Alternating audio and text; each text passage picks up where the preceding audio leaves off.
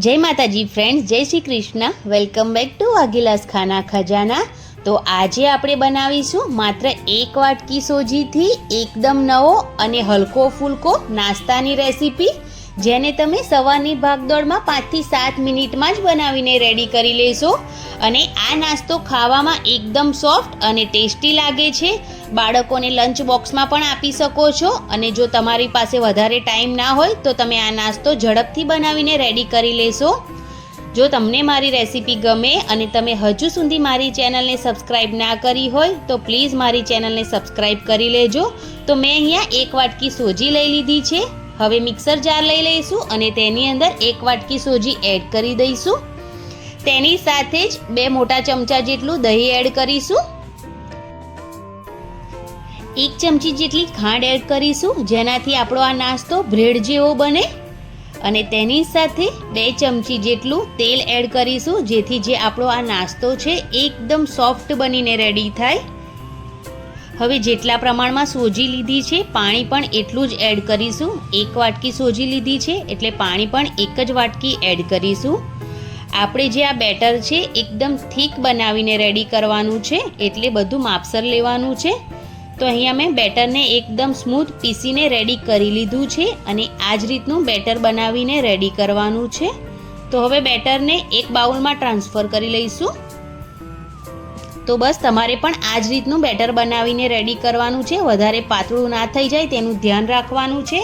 હવે મસાલા કરી લઈએ। તો મેં અહીંયા 1 ચમચી ભરીને જીરું એડ કર્યું છે અને તેની સાથે સ્વાદ પ્રમાણે મીઠું એડ કરી દીધું છે। હવે બેટર સાથે જીરું અને મીઠુંને એકદમ સારી રીતે મિક્સ કરી લેશું। તમને જો ચાટ મસાલો પસંદ હોય તો તમે તે પણ એડ કરી શકો છો।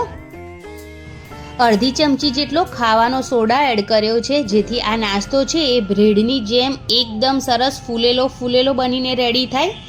તમે સોડાની જગ્યા પર ઈનોનો પણ ઉપયોગ કરી શકો છો। તો હવે એકદમ સરસ સોડાને પણ મિક્સ કરી લીધો છે। તો બેટર એકદમ સરસ રેડી થઈ ગયું છે। તો મેં આ પ્રકારની એક ડીશ લઈ તેને તેલ સાથે ગ્રીસ કરી લીધી છે। હવે તેની અંદર બેટર એડ કરી દઈશું। 2 થી 3 ચમચી જેટલું બેટર એડ કરીશું। તમે કોઈ પણ પ્રકારનું વાસણ લઈ શકો છો, જેમાં તમારે આ નાસ્તાને બનાવીને રેડી કરવો હોય એ વાસણ લઈ લેવાનું। હવે તેની અંદર થોડું લાલ મરચું પાવડર ઉપર એડ કરી દઈશું અને તેની સાથે થોડું મીઠું પણ એડ કરી દઈશું। હવે નાસ્તો એકદમ સરસ દેખાય તેના માટે મેં અહીંયા મરચાં કટ કર્યા છે, તો તેને એડ કરી દઈશું।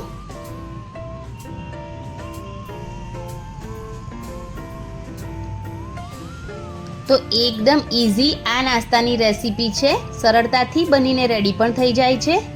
તો હવે તેને સ્ટીમ કરી લઈશું। તો મેં અહીંયા સ્ટીમરમાં પહેલેથી જ પાણી ગરમ કરી લીધું છે। તો તેની અંદર ડીશ મૂકી તેને 2 થી 3 મિનિટ જેવું સ્ટીમ થવા દઈશું।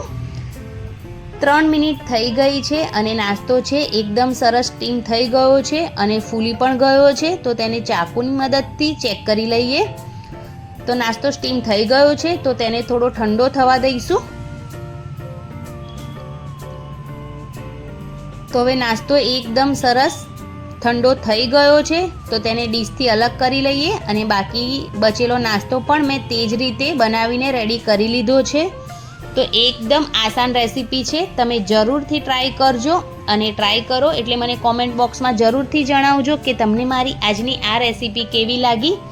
લાઈક, કોમેન્ટ અને શેર કરવાનું બિલકુલ ના ભૂલતા। એકદમ સોફ્ટ આ નાસ્તો બનીને રેડી થાય છે અને બનાવવો પણ ખૂબ જ ઇઝી છે। આરામથી 5 થી 7 મિનિટની અંદર આ નાસ્તો બનાવીને રેડી કરી શકો છો। હું તમને અહીંયા કટ કરીને પણ બતાવી રહી છું કે અંદરથી પણ એકદમ જાળીદાર આ નાસ્તો બનીને રેડી થાય છે। તો પ્લીઝ મારી ચેનલને જરૂરથી સબસ્ક્રાઈબ કરજો અને મને જરૂરથી સપોર્ટ કરજો। તો હવે મળીએ એક નવા વિડીયો સાથે। Thanks for watching. Bye bye, take care, જય માતાજી, જય શ્રી